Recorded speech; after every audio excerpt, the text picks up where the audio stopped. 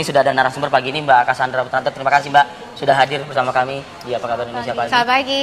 Kalau Mbak, saya ingin tanyakan terlebih dahulu seperti ini. Teman-teman waktu itu ada berkumpul ya di salah satu tempat di Jakarta dan membicarakan terkait perkembangan persidangan Jessica. Saya ingin tahu dulu Mbak, apa yang dirumuskan dalam pertemuan tersebut oleh teman-teman psikologi ya Mbak ya?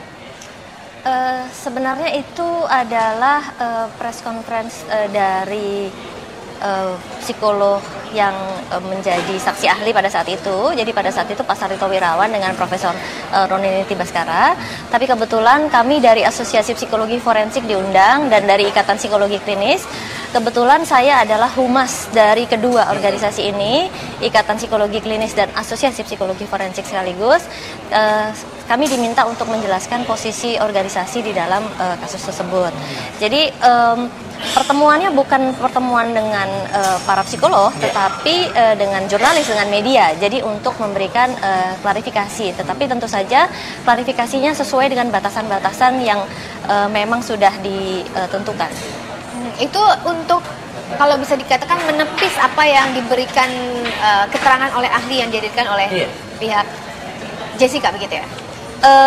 Begini, pada posisi sebuah kasus sedang berperkara dalam pengadilan, ya, saya kira kita nih sekarang berada pada situasi yang sudah terlalu jauh dan berlarut-larut karena ada proses di mana sidang ini dibuka secara terbuka terhadap umum dan bahkan diekspos terus-menerus. Nah, ini kan akhirnya jadi menimbulkan potensi persidangan di luar persidangan. Jadi ada sidang oleh masyarakat gitu ya. Nah, saya kira kita penggiringan semua, lah gitu ya, kita Mbak, digiring. Kita semua harus berhenti melakukan itu, terutama karena saat ini proses sidang yang secara sah sedang berjalan, ya, harus dihormati. Bahwa ada proses-proses yang mungkin ada yang tidak sesuai dan lain sebagainya, tentu harus kita kembalikan lagi kepada kebijakan dan kewenangan dan kewibawaan hukum, ya. Karena sekali lagi bahwa ini akan ada hakim yang akan memutuskan. Jadi sekali lagi ada proses-proses hukum yang secara legal formal itu justru lebih berperan daripada yang diciptakan oleh masyarakat. Dalam arti ini kan polemik-polemik ya, kemudian mempertanyakan saksi ahli, lalu kemudian mempertanyakan prosedur dan lain sebagainya. Nah, di dalam konteks yang memang saya diminta untuk menjelaskan, saya akan menjelaskan, tetapi akan ada batasan-batasan yang tidak diizinkan untuk dijelaskan. Karena saya tadi juga untuk hadir di sini saya harus minta izin dulu dengan Ketua Asosiasi Psikologi Forensik dan beliau mengizinkan. Itu akan saya jelaskan. Tapi kalau tidak, terutama yang berbicara dengan konten materi, tentu akan tidak bisa disampaikan. Mbak Cassandra, tadi kalimat saya di awal Mbak ya, Jessica hari ini akan duduk di kursi persakitan dan dia akan ditanyakan lagi yang mungkin saja bisa menjadi ini pengulangan dari berita acara penyidikan kemarin ketika dia ditangani oleh kepolisian seperti itu. Hanya diperlengkap dengan yang tadi Mbak Cassandra katakan, cukup banyak saksi yang dihadirkan, baik itu dari psikolog forensik, toksikologi dan lain-lain.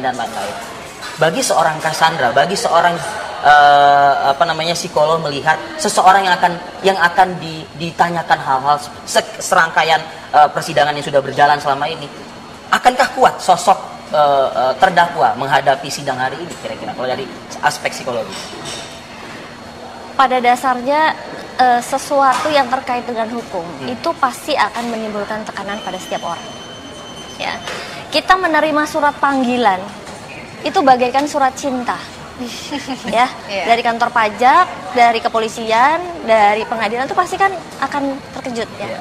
Apalagi kalau sudah menjalani proses yang sedemikian panjang. Nah, jadi saya kira kembali lagi kita harus bisa menegakkan keadilan di sini, ya, bahwa proses hukum sedang berjalan, bahwa di dalam prosesnya pasti pihak korban, pihak tersangka pasti mendapatkan tekanan-tekanan. Nah, oleh karena itu kita juga jangan menambah tekanan tersebut, ya, jangan menimbulkan kadang-kadang ada juga yang dibahas ya, kemudian malah jadi berantem sendiri gitu. Ini yang saya kira harus kita hindarkan karena sekali lagi proses hukum yang resmi sedang berjalan, marilah kita hormati dan tentu saja harus bisa sesuai dengan tatanan hukum yang berlaku. Jadi mungkin ada aturan-aturan yang khusus, ada pengaturan. Nah, itu yang nanti akan klarifikasi di dalam proses hukum yang sebenarnya, bukan di dalam pengadilan di luar pengadilan resmi.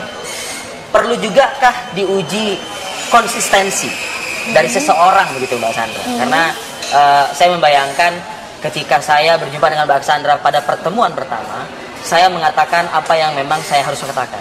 Lalu pada saat pertemuan kesekian kali, apakah perlu diukur juga dan diuji juga konsistensi tersebut? Apakah masih sama pada saat pertemuan pertama atau jangan-jangan sudah bisa berubah karena memang adanya proses yang berjalan hingga saat ini, kan seperti itu? Tergantung konteksnya. Tujuannya apa untuk melihat konsistensi itu? Dan biasanya setiap kasus itu kan pasti ada perjalanan kasus, psikodinamika kasus yang tersendiri ya gitu. Jadi bahwa arah ini tentu saja akan sangat tergantung tujuannya, pembuktiannya apa gitu ya. Tetapi kita juga jangan sampai menimbulkan teori-teori baru gitu kan, yang sebenarnya mungkin tidak dibutuhkan di dalam sidang pengadilan tersebut.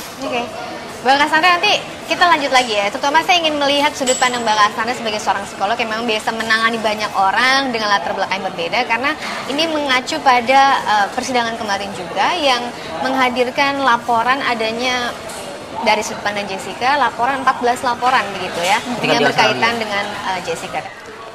Kita melihat sosok seorang Jessica begitu ya, yang dianalisis, kemudian diperiksa kejiwaannya dan lain sebagainya. Kemudian persidangan kemarin ini memberikan satu informasi juga kepada publik bahwa adanya sekitar 14 laporan terkait dengan apa yang dilakukan Jessica. Dan ini berkaitan dengan perilakunya juga Jessica. Kalau dari sudut pandang psikolog, seseorang yang memiliki banyak permasalahan, laporan kepolisian, entah itu percobaan bunuh diri, entah itu mengancam temannya sendiri, apa sih yang bisa dilihat dari seseorang individu figur yang seperti ini? Mohon maaf bahwa di dalam standar penanganan psikologi forensik ya, itu ada dua jenis pemeriksa ya. Saksi ahli yang memeriksa langsung, dalam hal ini saya tidak melakukan. Ya. Ya.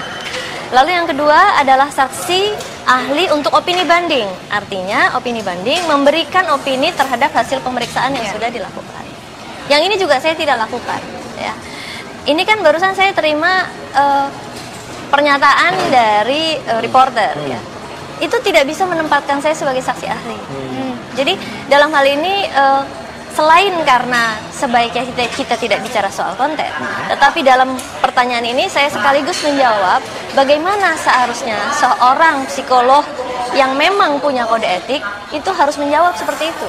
Apabila dia tidak memeriksa secara langsung, lalu kemudian dia tidak juga memeriksa terhadap dokumen yang sudah dilakukan oleh pemeriksa langsung, tentu kita tidak bisa memberikan pendapat karena psikolog itu bukan dukun. Untuk lihat-lihat, oh ya ini terus kemudian nerawang, ya. Lalu kemudian dari pernyataan itu nggak boleh. Kalau opini banding itu harus memeriksa dokumen yang harus memeriksa dokumen. Kalau tidak memeriksa artinya dokumen, harus menyentuh ya. Harus menyentuh dokumennya. Nah sekarang begini Mbak, ada beberapa kali koreksi kalau saya misalnya salah begitu ya. Nita yang berada di pengadilan negeri cukup lama begitu. Ini yang ditanya oleh ketika seorang saksi dihadirkan oleh penasihat hukum Jessica, lalu ditanya oleh jaksa penuntut umum, Anda sudah meriksa yang bersangkutan belum? Anda pernah bertemu yang bersangkutan belum? Dijawab oleh saksi ahli, belum pernah. Lantas dari mana Anda melakukan pemeriksaan tersebut? Dari tayangan-tayangan, lantas juga dari berkas penyidikan pihak kepolisian dan lain sebagainya. Sahkah itu? Kalau itu kan pasti meriksa dokumennya, masih ada videonya, masih ada BAP-nya, masih ada laporannya. Tetapi tentu saja harus memeriksa terhadap materi-materi tersebut. Jadi yang bertemu langsung tadi kan yang pemeriksa langsung. Kalau yang opini banding berarti menelaah hasil yang sudah dihasilkan oleh si pemeriksa langsung. Gitu. Jadi memang ada dua jenis saksi di dalam psikologi forensik. Jadi kalau hanya langsung duduk, kemudian melihat sosok, kemudian cenayang-cenayang, berarti bukan psikolog. Tapi pernah melihat langsung dari TV sebelumnya dan lain sebagainya, itu gimana? Saya kira analisa melalui TV dan lain sebagainya tidak bisa digunakan untuk dasar pemeriksaan forensik. Termasuk CCTV? Lain, kalau CCTV berbeda. Kalau CCTV itu kan masih termasuk barang bukti ya. Tapi kalau penayangan dari televisi dan lain sebagainya itu kan kadang-kadang sudah ada rekayasa, udah ada editing dan lain sebagainya. Jadi saya kira itu tidak bisa dijadikan barang bukti. Saya kira hukum di Indonesia pun juga sudah jelas untuk mengatur mana barang-barang yang dianggap sah untuk bisa menjadikan bukti atau tidak. Mbak, persidangan juga ya. persidangan hari ini kan meminta keterangan dari seorang Jessica sebagai terdakwa begitu ya, yang bisa jadi nanti hakim akan juga bertanya mengenai kondisi kejiwaan seorang Jessica begitu. Dari ahli yang dihadirkan oleh pihak JPU mengatakan A, Jessica. Kemudian dari ahli yang didatangkan oleh penasihat hukum, Jessica adalah B, yang which is adalah berseberangan. Ini publik ada bertanya, ini kok bisa ada ilmu yang berbeda dari sudut psikologis? Anda bisa menjelaskan hal itu? Ya, yang namanya saksi ahli memberikan pendapat yang berbeda itu biasa. Aha. Ya. Tapi yang paling penting tentu semua pernyataannya harus bisa dibuktikan secara ilmiah, ya, dan sesuai dengan keilmuannya. Nah, tugas dari hakim, tugas dari jaksa tentu menggali keahlian dan keilmiahannya tersebut gitu. Jadi bahwa berbagai opini itu bisa saja mungkin terjadi, tetapi sekaligus bahwa dalam konteks yang sekarang sudah menyampaikan begitu banyak teori-teori kan gitu ya. Nanti inilah yang nanti akan diolah oleh hakim dan oleh pengadilan. Jadi marilah sekarang kita serahkan kepada pengadilan yang resmi ya, yang legal, sah demi hukum. Jadi jangan sampai ditarik ke pengadilan massa atau pengadilan rakyat untuk mengadili bahwa ini siapa yang bertanggung jawab, apakah dia begini, apakah dia jahat, apa segala macam. Itu sebaiknya harus kita hindarkan. Tadi saya bertanya di sebelumnya adalah kurang lebih seperti ini Mbak Cassandra. Jaksa penuntut umum mengkritisi pernyataan saksi ahli yang hanya bermodalkan tadi tayangan-tayangan potongan-potongan dari televisi seperti itu. Ya, lah sekarang saya putar balik lagi begitu. Penasehat hukum dari Jessica juga sempat mengkritisi saksi yang dihadirkan oleh jaksa penuntut umum ketika masuk ke ranah pribadi, mungkin bisa dikatakan seperti itu, seperti menganalisa bentuk wajah yang runcing, tipikal yang demikian seperti itu. Itu ada di dalam ilmu psikologi, atau karena kan di kriminologi pun juga ada ilmu psikologi juga yang ya, ilmu psikologi itu banyak terkait dengan perilaku. Perilaku manusia itu mulai dari berpikir. Nah, kalau dia berpikir aja kan, ini sekarang saya lagi berpikir nih, gitu kan? Merasa, itu kan perasaan. Kemudian bertindak. Ada orang yang berpikir tapi tidak memiliki perasaan terhadap pikirannya. Ada orang yang berpikir dan merasa tapi dia tidak melakukan apa-apa, dia diam saja. Nah, itu adalah psikologi. Nah, berbagai ilmu tersebut ya tentu saja harus dibuktikan keilmiahannya. Nah, ini adalah tugas. Sampai menyatakan bentuk runcing, ini tipikal orang seperti itu. Ya, itu bisa saja ada ilmu-ilmu yang muncul. Tapi sekarang kembali lagi, pembuktian ilmiah itu yang harus disampaikan. Ya, berapa banyak ilmu-ilmu tersebut. Saya tidak ingin membahas ilmu A dan B dan C, tapi saya bahas secara keseluruhan. Semua saksi ahli boleh saja menyampaikan ilmu-ilmunya, tetapi tentu saja harus ada dasar-dasarnya. Dan ini nanti adalah tugas dari pengadilan majelis hakim untuk menyelesaikan ini, bahwa yang mana argumentasi yang bisa dipatahkan, mana yang tidak, mana yang diterima, mana yang tidak. Nah, itu nanti terserah kepada hakim. Mungkin sebagai penutup gitu mungkin ya Mbak Cassandra. Tadi ketika iklan kita berbincang soal karakteristik psikologi ya. Membandingkan dengan medis dalam hal kedokteran, ada mata, ada THT, ada apa segala macam. Di psikologi pun juga ada. Nah, perlukah seorang majelis hakim pun juga sebetulnya mengkritisi siapa-siapa saja yang akan dihadirkan ke persidangan agar tidak salah spesialisasi tadi tersebut? Saya kira di dalam praktek persidangan, tata cara undang-undang acara pidana, itu ada proses untuk memeriksa keahlian, identitas. Dan itu perlu ya? Itu perlu. Makanya ada proses memeriksa KTP, kartu keanggotaan, umur, kompetensi, izin praktek masih berlaku atau tidak, kurikulum vitae, jam terbang dan lain sebagainya. Nah, yang jelas bahwa kami dari Himpunan Psikologi Indonesia itu memang mengatur selayaknya seperti ID ya, analoginya seperti ID. Himpunan Psikologi Indonesia, analoginya dengan ID, Ikatan Dokter Indonesia. Nah, lalu kemudian ada spesialisasi gitu. Ada juga. Spesialisasi sama seperti di kedokteran ada spesialisasi mata, hidung, telinga, paru-paru dan sebagainya. Itu kan spesialisasi ya. Nah, sementara di psikologi juga ada. Jadi ada pendidikan, ada klinis, ada industri, ada sosial, ada macam-macam nih gitu. Nah, tetapi tentu saja dari semua keminatan ini apabila memang mereka mau bekerja di ranah hukum, artinya yang mengandung unsur forensik, tentu harus ada pendidikan, peningkatan kualifikasi dengan continuing education, dan yang paling penting adalah pengalaman.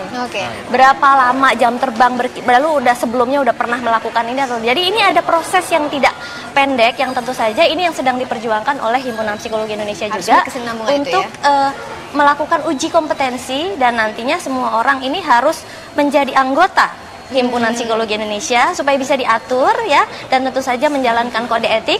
Lalu kemudian juga kompetensinya pun sesuai dan disahkan oleh Himpunan Psikologi Indonesia. Jadi saya kira sampai saat ini yang paling punya hak untuk menentukan siapa punya kompetensi apa ya tentu saja Himpunan Psikologi Indonesia dengan asosiasi-asosiasi. Jangan sampai salah baca analisa ya nanti ya majelis hakim. Karena penyakitnya apa? Penyakit yang mati dari kan kok malah internis begitu ya, penyakit dalam begitu kan, ini repot nanti. Baik. Terima kasih Mbak Cassandra Putranto waktunya bersama kami di Apa Kabar Indonesia.